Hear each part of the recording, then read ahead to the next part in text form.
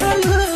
है हमर शीशा के बनले रहे दिल बोला न काहे तोड़ दिहलू हमर शीशा के बनले रहे दिल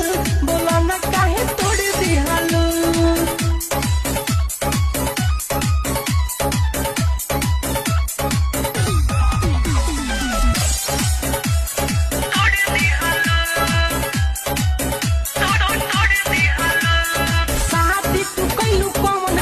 मजबूरी क्षण भर न पहिले सहतरलू दूरी हो साथी तू कैलू रहे कौन